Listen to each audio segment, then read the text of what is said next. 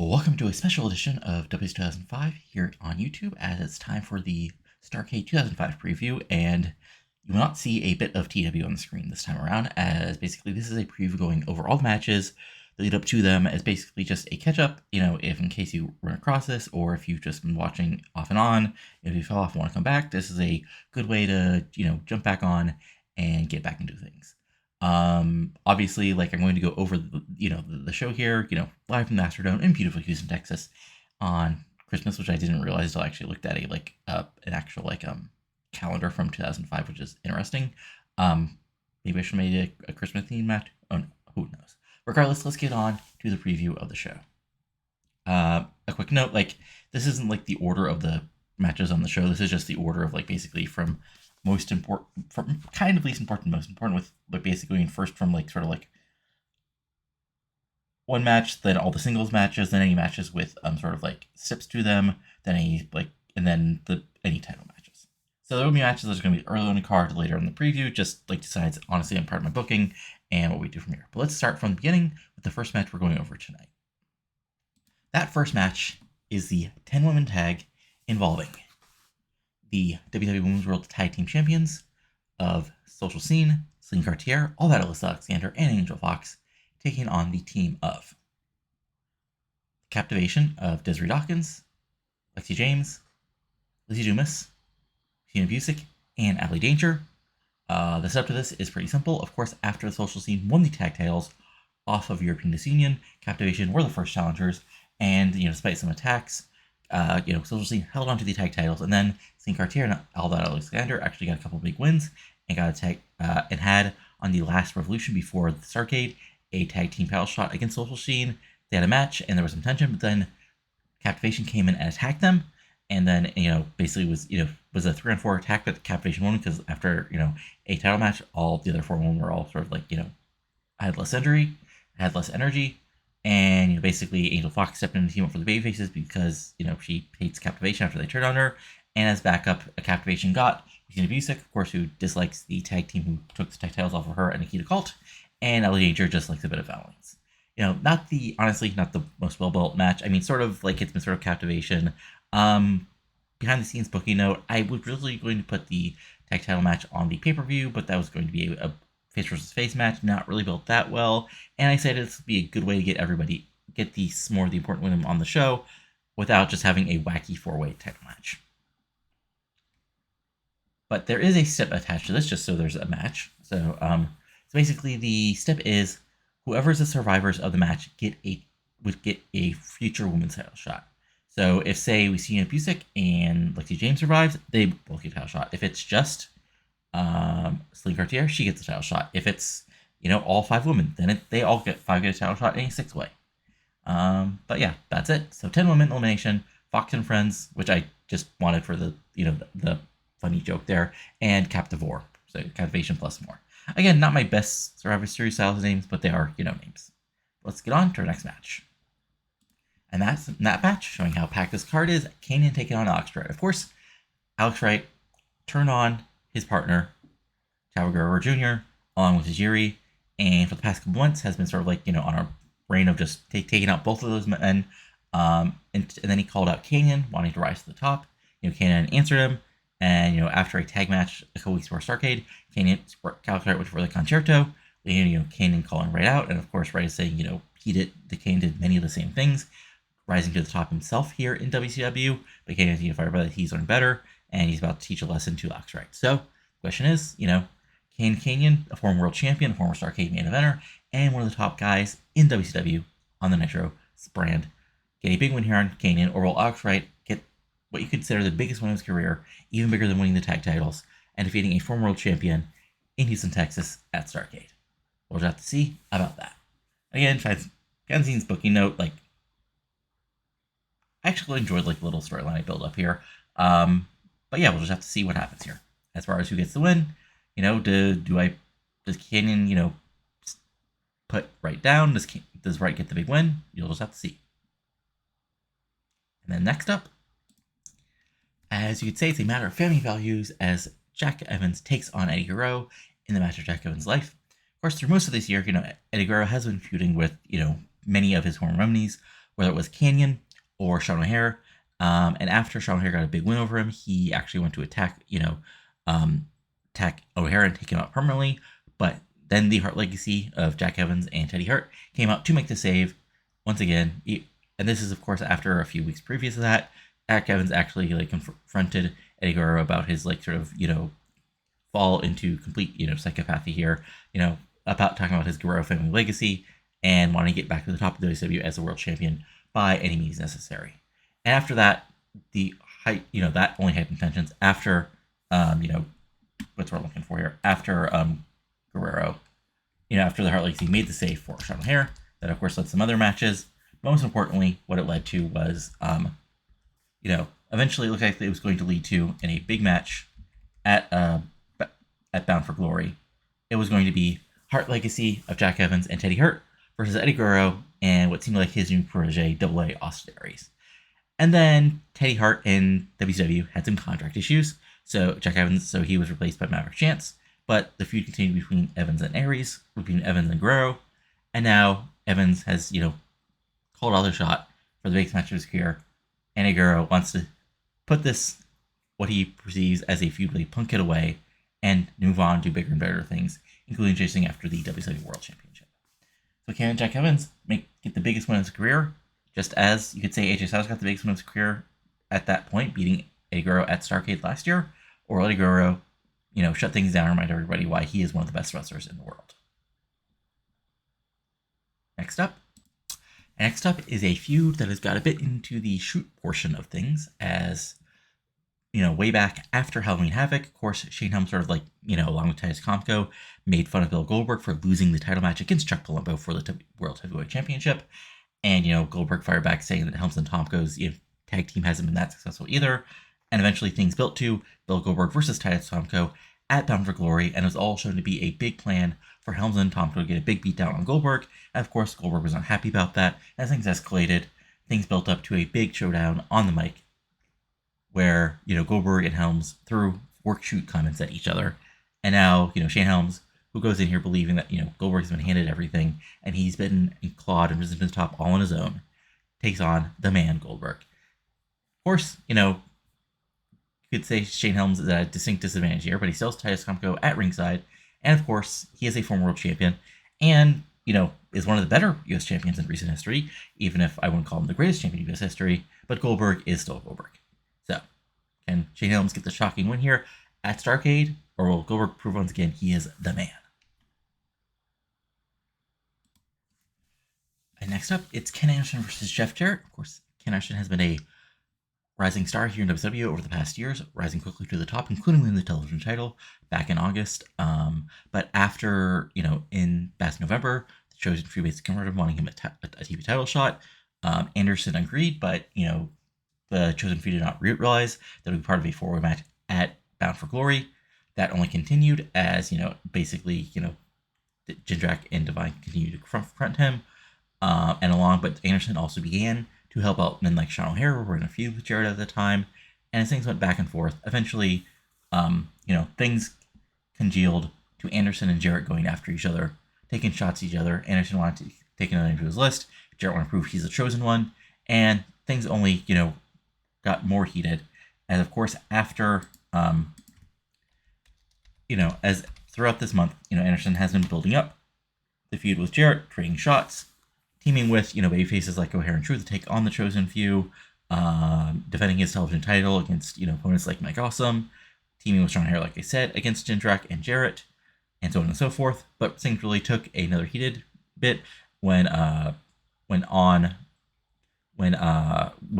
Revolution, Anderson teamed with Styles and Mysterio Jr. against Jindrak, RVD, and Palumbo, and that led to a more back and forth between Jarrett and Anderson.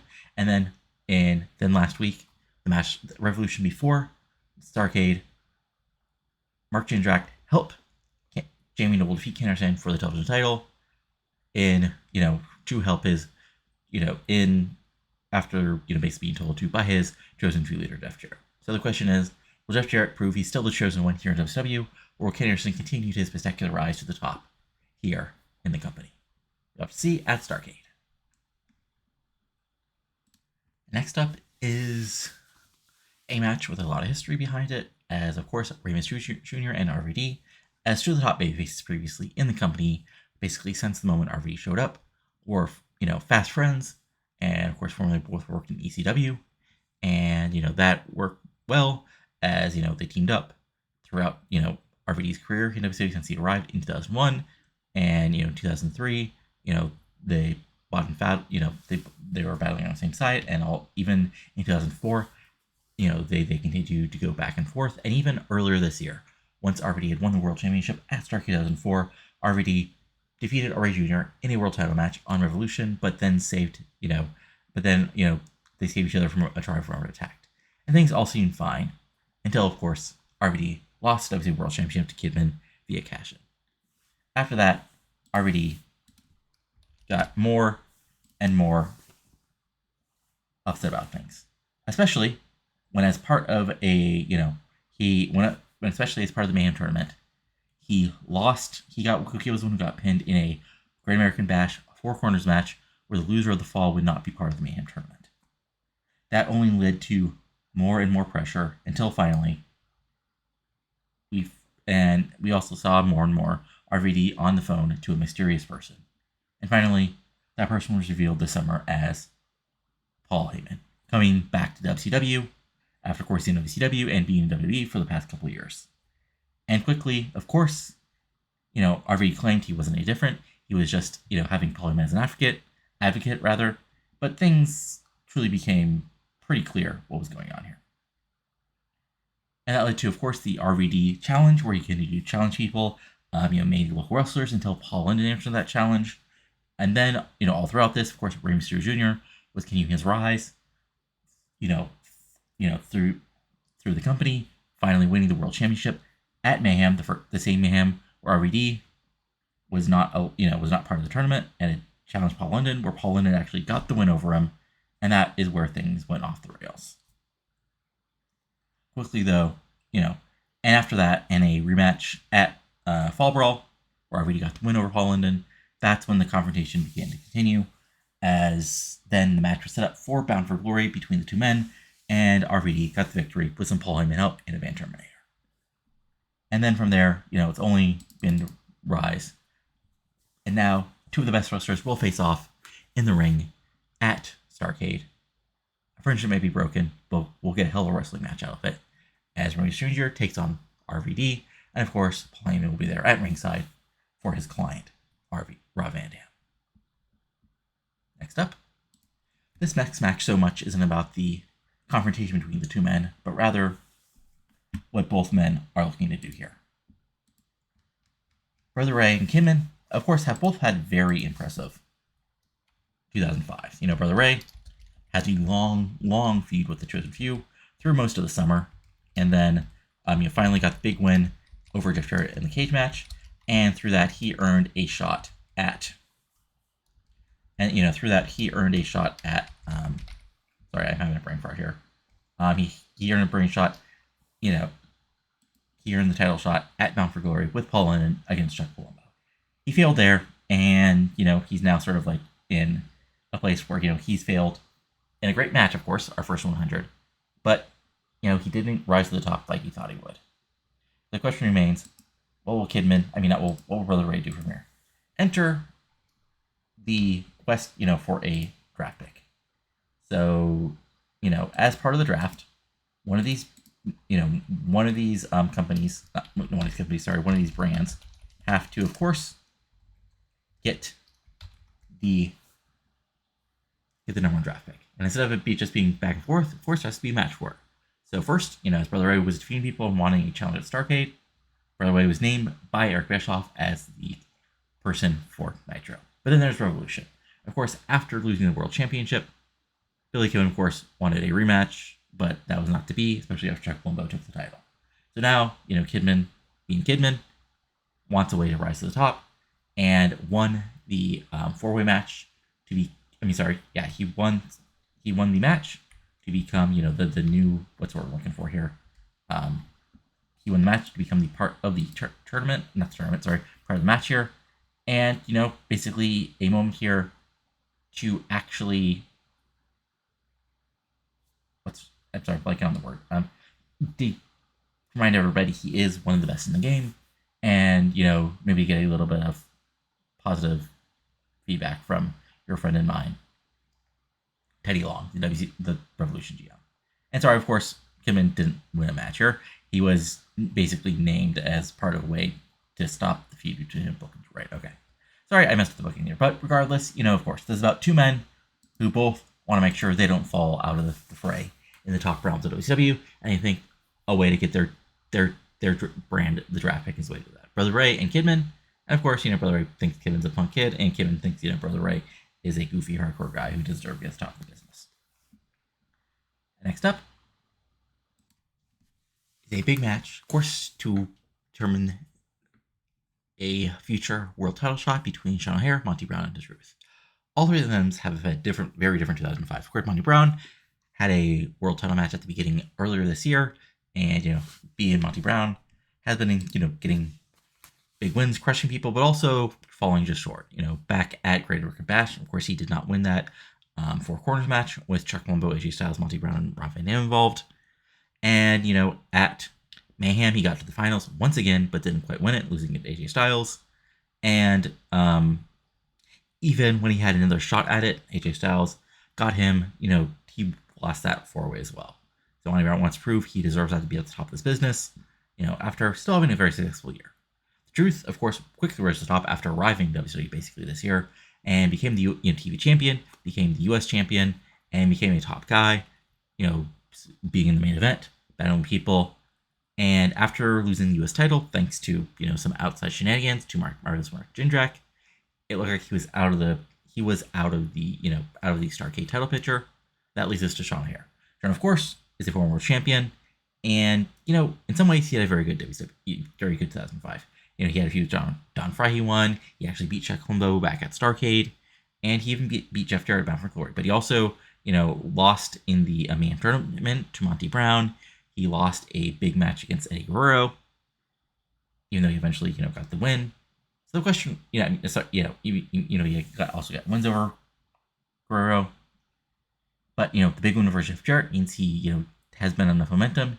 He was going to be in a cross-band number one contendership match against Monty Brown, but The Truth made the argument that he deserved the shot. And instead of trying to push him away or saying he needed to beat O'Haire to earn it, or just tell Bischoff to put him in the match. So now The Truth, Sean O'Haire, and Monty Brown will all battle to be the next men to be the number one contender to the World Championship at Starrcade.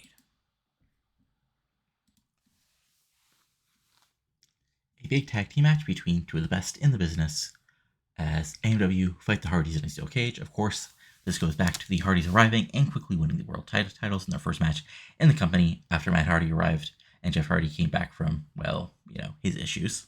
The Hardy Boys had gotten big wins, including defeating, retaining the championships against Awesome Storm, against Shane Helms and Titus Tomko, and then Awesome Storm at Mayhem.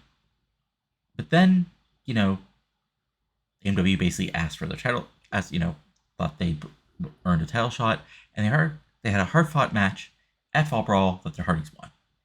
But, there was, not exactly, it wasn't exactly like a dirty one, but also there was some, back and forth. And there was some tension afterward. But, Hardys were, busy defending against their next opponents in KO at Halloween Havoc, and the Hardys were busy with that, and AEW were doing their own thing on Revolution. But eventually, it seemed they were still friendly. And this friendliness only seemed to be more clear as after KO won the belts off Hardy Boys, the Hardys, they were informed by Revolution GM General Manager Teddy Long that the Hardys had already okayed a title match against AEW, and as the champions, they had to bring in their make up for all their bookings. And then AEW won the title belts back, won the titles once again, beating KO on Revolution. But instead of a rematch for KO, it was a triple threat match, and basically appeared that AEW and the Hardys got in each other way, and battled and allowing KO to walk out of Bound for Glory with the championships. So that only led to more tension and what seemed to be a big match on Revolution to finally settle things. But things only began to battle from there, and then both teams came to battle through the backstage area, back into the ring, and Teddy Long made the match. AEW, Hardys, Steel Cage. One team will walk out, well, not walk out, but will either climb out or get the big victory here in the cage and prove they are one of the best tag teams in the business today. Next up is the first ever Highwire Havoc match in WCW history, as Marcus Roberts defends his title against Austin Aries, Matt Sydal, Romy Rossi, and Maverick Chance. Of course, Marcus Roberts shockingly defeated Matt Sydal along with Austin Aries for the Cruiserweight title back on a Nitro in June, and has managed to hold on that title, defending against basically some of the men in this ring and others. And there's been some back and forth. Of course, Austin Aries is another heel, and he's teamed with Roberts, but also attacked him and tried to get the victory over him. Romy Rossi was originally a ally of Roberts, but eventually wanted his title shot and turned face, and he of course became part of Jim Tan Wrestling with his friend Tony Ansorelli and Cookie. Matt Sydal was the top babyface on the Cruiserweight roster and had been chasing after the Cruiserweight title again. And Maverick Chance is a recent Extreme Athlete type debut, who appeared as Jaffe as a partner, and then entered the Cruiserweight division with several big wins. So these 5 men, all want one thing: the Cruiserweight Championship, and they'll have to go across a high wire 15 feet above the ring and grab that title. It's the first ever high wire have match, and one of these men will walk out the Cruiserweight champion. Will Marcus Roberts continue his surprisingly long reign? Will Austin Aries take the title off of him? Will Romeo or Sydal get the big wins, or will Maverick Chance continue his hot streak since he's arrived here on the main roster? We'll just have to see at Starrcade. And then there's matches where the setups are pretty simple. Of course, Magnificent Mark Jindrak won the WCW US title thanks to shenanigans off of the Truth. And as he was celebrating that victory on Revolution, Paul London basically came out to challenge him. Of course, Paul London has a very strong 2005, feuding with Rob Van Dam, getting big wins, being in huge matches, and getting even a world title shot at Bound for Glory. And now he tries to win back. He tries to take the US Championship for the second time in his career after winning it back last year. But the question is, can the strength and power of Mark Jindrak, along with the help of the Chosen Few, keep the hold of the title for a little longer, or will Paul London get a huge win here at Starrcade? Again, pretty simple here, nothing too fancy. Just 2 guys, one wants to keep his title, one wants to take the title. I'm doing this picture for the Tag Turmoil because basically, what's what we're looking for here, it'll spoil the actual Tag Turmoil matches. So, of course, Tag Team Turmoil is the annual thing. Previously, it was for the number 1 contendership of the tag titles. Last year and this year, it's been for the actual Tag Team Champions. And, this year in KO, the team of Kaz and Yang have risen quickly to the top thanks to the help of Stacy Keibler, who've gotten, important corporate backing from Japan. What kind of corporation? We'll just have to ask her. And now they go against 4 different teams to try to hold on to tag titles. So teams are, of course, the Evolution of Claudio Cesaro, and Blaster Lashley, managed by the Nature Boy Ric Flair. Booker and Shelton, of course, Booker, former world champion. Shelton's came over from the other company. Has had very impressive matches. He hasn't gotten the final wins, but is now teaming with Booker, sort of a mentor-mentee relationship. And we'll see if they can get the big win here at Starrcade. And the most interesting part is the 2 Nest teams. Of course, way back at Halloween Havoc, the Nest got the win over Deadpool. So Deadpool had to either kneel to the Nest or leave. Some members left, but Morningstar and Morgan kneeled, so Morningstar is now part of the Nest, along with Macias and the Prophet.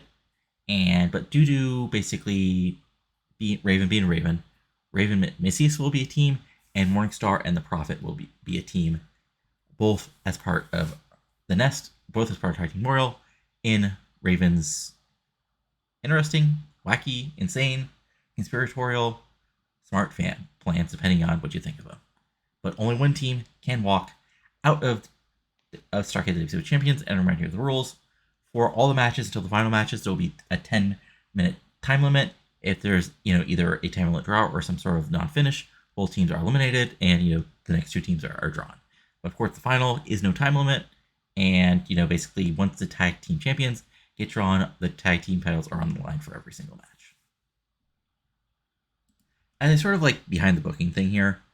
I had thoughts of making the NW Hardys match a steel cage match for the tag titles, but I figured that was a big enough match it could do it on its own. And plus, I wanted to push KO strong, so having them in this big tag team promo match and actually winning the tag titles is important enough to me. And now for one of the biggest matches on the show, the first ever women's ladder match in WCW, as WCW Women's Champion Nikita Colt takes on Gail Kim, Trisha Sky, and Jody Lawler. And what a tangled would we basically it's pretty simple here in a way, as Gail Kim, whether you like her or not, one of the bridge builders of the division. First, Jody Lawler showed up as a dominant heel, just wrecking fools, including defeating Gail Kim to win the WCW Women's World Title for the first time back in August of 2004. And then Trisha Sky herself showed up in not around that same time. Right after being gone for a while, Jody Lawler returned, instead of being Kanan's backup, was now in the ring, destroyed the women's division basically, and became the women's champion. And then Trisha Sky showed up only a little while later to also become part of the division, quickly rise to the top as you'd expect.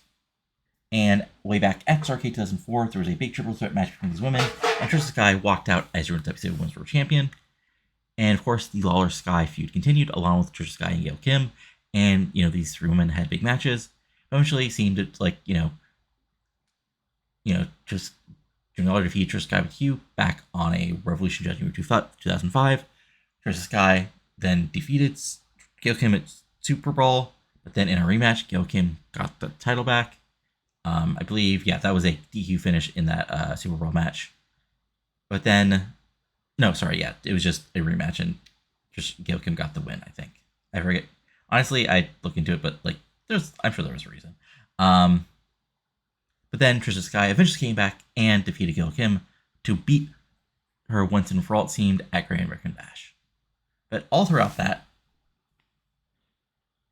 something else was happening. That was the total and complete domination of the women's tag division by European Disunion, but eventually it failed, and European Disunion lost the tag titles. That meant Nikita Colt was now open to challenge for the Women's World Championship, which she did, and in a bit of a shock victory, Nikita Colt defeated Trisha Sky to become the new Women's World Champion. Now, what was going on with Jody Lawler and Trisha Sky this time? Well, eventually, basically, Jody Lawler turned face, helping save Trisha Sky after she'd been attacked. Jody Lawler actually helped Trisha Sky turn face basically out of respect, and then she got back in the form of ODB as Gail Kim and her understudy Ali Danger attacked her, and for weeks they brawled. But again, it appeared that Jody Lawler had finished things off with Gail Kim after she had a huge powerbomb off the stage on Gail Kim, and then she challenged Nikita Colt for the championship. And just, basically, when it looked like it was going to be those two, it was going to be Lawler versus Colt, there was a tag team set up for resolution of Jody Lawler and her partner ODB versus European Disunion, but European Disunion attacked ODB, and Trisha Sky stepped up for Jody Lawler. Jody Lawler and Trisha Sky then teamed up against the European Disunion, but shockingly, Gail Kim and Ali Danger came out and attacked all four women, with Gail Kim, making her statement. She's still the top tier of the women's division, and there's more arguing. Eventually, this match was made. One woman will be able to walk out as a women's world champion and say she is the top of the business and the winner of the first women's ladder match here in WCW.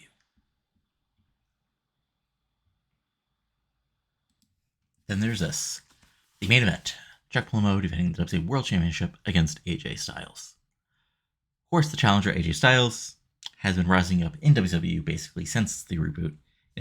First as a member of Air Raid, winning multiple tag team championships with his, friend and partner at the time, Air Paris.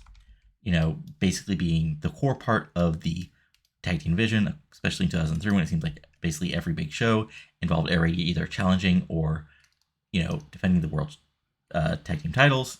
But then, there's even little bits of break there, as back in November of 2003 at Mayhem, AJ Styles and Air Paris actually had to compete as singles for the Cruiserweight Championship, but which Jamie J held on. But a month later, it seemed everything was fine, as Air Raid won the World Tag Team titles in a Assault of Anarchy match to keep the WCW World Tag titles.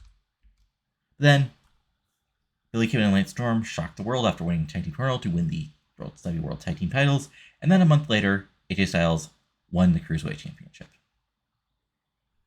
And at that point, that was maybe when it seemed like maybe there was some more tension, as AJ Styles was on his own, and Air Raid was not.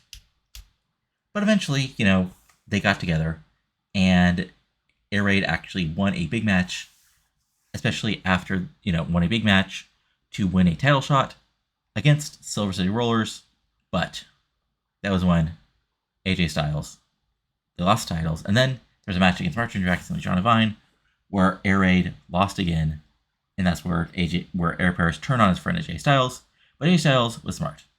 He got the big win, he was focused, he took care of his old partner, and he moved on to bigger and better things, including a run deep into the Mayhem tournament, getting all the way to the finals, almost shocking the world in victory, including victories over Booker T and Romero Mysterio Jr. And he followed that up, basically after Eddie Guerrero thought AJ had cost him the win. He got the huge victory over Eddie Guerrero at Starrcade 2004.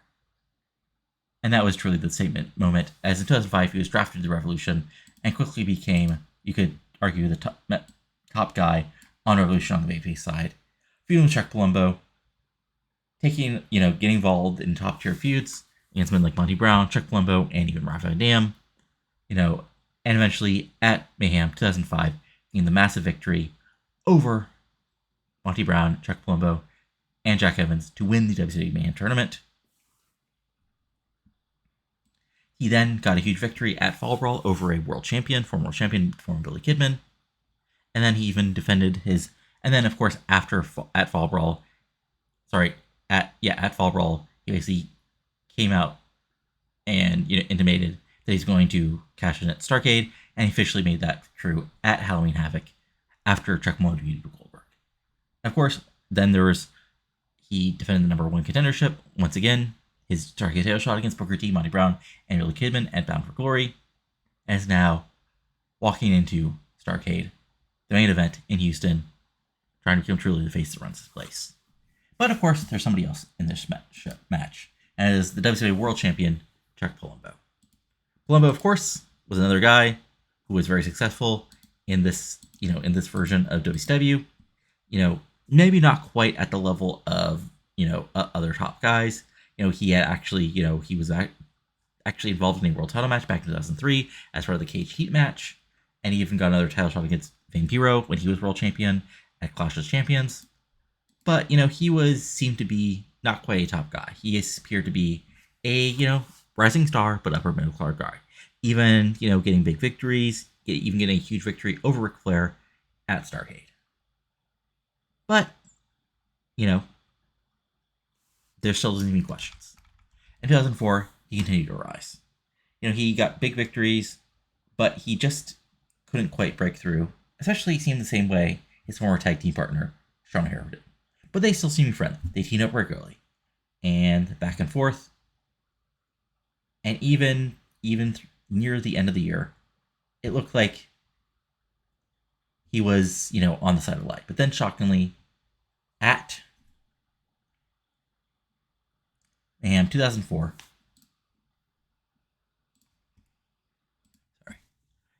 Sorry. Had to double check something. But yeah. Back in September, after losing to Jeff Jarrett, Chuck Palumbo went on the road and eventually hooked up with a new old lady, Raven Rain, who got in his head, or maybe just reminded Chuck Palumbo who he truly was deep down. And eventually, what we all know happened. Chuck Palumbo turned on his former allies, including Sean O'Haire. And what happened was that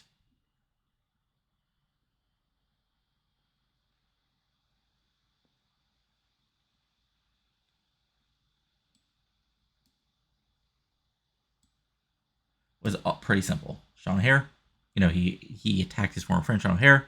Bischoff sent him home, but O'Haire wanted the match against him. And at Starrcade, it seemed to be over, as Palumbo got the huge win over his former best friend Sean O'Haire. But that only got hotter and hotter. As part of Revolution, he said he was leader of the Revolution, and of course, he continued to have his old lady Raven Rain with him, and he continued to have a great year in 2005, rising to the top, getting big wins over AJ Styles, battling against Booker T, winning the 4-way to become the number one. To get into Mayhem tournament, going through and almost getting to the finals, and almost managed to pull it off. But then, just when it seemed lost for him, he won the Revolution Rumble to earn the title shot at Fall Brawl, and there he defeated Rey Mysterio Jr. to end Rey Jr.'s world title reign at only 1 month. And since then, he has acted like the guy who truly runs this company. He defeated Bill Goldberg at Halloween Havoc. He had a fantastic match in defeating Paul London and Brother Ray. But of course, now there's a showdown with AJ Styles. Both men believe they are truly the future of WCW. Chuck Palumbo, believes he was molded at the power plant to become that guy, and AJ Styles rose from the deep and dark indies of Georgia to become one of the most rising young stars in the business today. But only one man, we known as a man who won the main event at the Astrodome in Houston, Texas, on Christmas Day 2005. Only one man can walk out of Starrcade as the WCW World Champion. Will it be? We'll just have to see and find out. So that's it for now. I know it's kind of rambling, but this was me double checking my own booking at times. But if you enjoyed this, go to like, comment below, and look forward to Starrcade as we continue to do this series and hopefully some other stuff. And of course, subscribe to the channel if you enjoy this all. That's all for now. Talk to you later, and adios. Have a good one.